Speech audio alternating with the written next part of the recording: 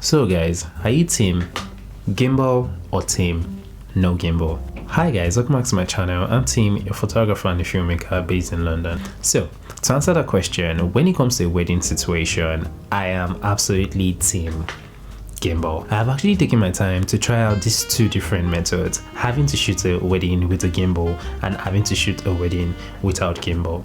Yeah, the reason why I would opt for shooting a wedding with a gimbal is you have the flexibility to be able to move around when you want to move around. You also have the flexibility to use the gimbal as a tripod, and then it erases the thought of you having a shaky footage. When most people tend to think about a gimbal, it automatically amounts to I need to have a moving shot. This has also been my problem when I've been using gimbals, because I automatically think when I'm trying to film a shot, I just have to move because, you know, I have the flexibility of having a gimbal with me. But not until recently that I discovered that I necessarily do not have to move when having a gimbal with my hand. I could as well just decide to use a gimbal as a tripod, and having to come to this realization now dawned on me that okay, I think I've been using my gimbal wrong. When I also decided not to use a gimbal for your wedding, I was trying out, because I definitely watch YouTube videos and I actually see different wedding filmmakers that actually do not like using gimbal for their weddings, and I thought, okay, well, if someone could do this without having to carry an heavyweight bulky gimbal, I could as well try it out. And I tried it out, guys, in about 2 different weddings, and to be honest with you guys, it wasn't working for me. It's not like I couldn't get my shots, but the thought of me having to hold my camera in a certain way, make sure my camera isn't shaky for some certain types of shots, was just mind-boggling. And at the same time, when I have to hold my camera handheld just to get my shots, there are some moments where I really want to get a moving shot and I can't do that because I'm not with a gimbal.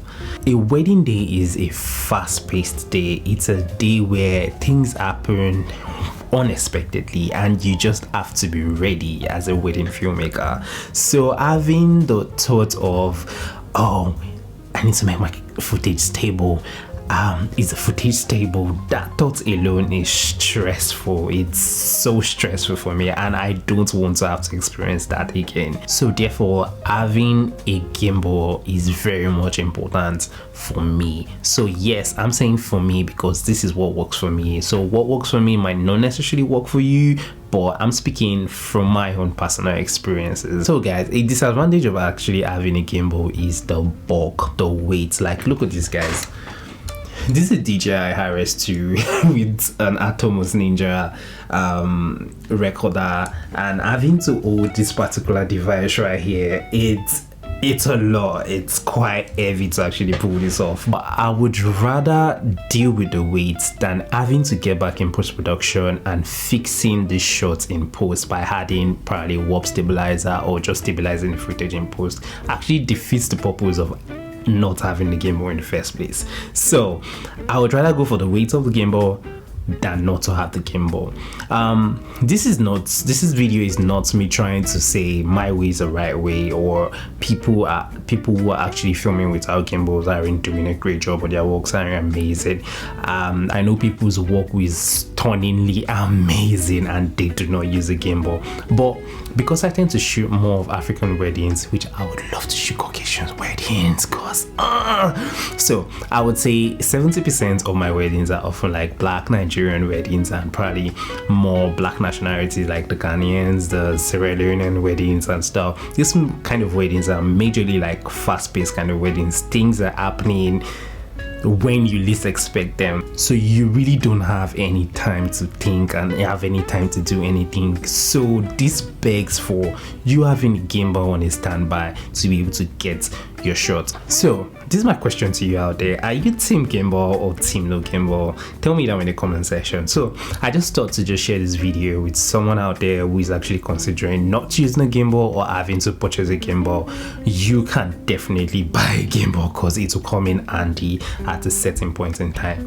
So if you feel like you don't want to probably get a super big gimbal like this, like the DJI RS2, which I think is a RS4 right now that locks itself and stuff, you could decide to get the newer version of the gimbal, which is like the DJI RS4 mini. This tiny thing right here is so light, like so light, guys. Look at that. Look at that, guys. This is the gimbal, super light compared to the RS2. I decided to get this as my B gimbal, if there's anything like that. And the B gimbal majorly because my partner actually helps me as a second shooter during weddings right now, and she tends to hold the camera, and I see the shots and I'm like, there's something that could be better in this particular thing. So I decided to get this particular gimbal just because of the weight, super light. And this gimbal actually has the AI kind of sensor that follows your subject, which you could track and all of them things. So I decided to get this for my partner to be able to use for a wedding, because I am definitely team gimbal right now. So comment down below what type of filmmaking you do, if you're team gimbal or team no gimbal. I'd love to have a discussion about this down below. So I'll be seeing you guys on my next video, and don't forget to subscribe and don't forget to hit the post notification icon to get notified as I post new videos. So bye for now, guys.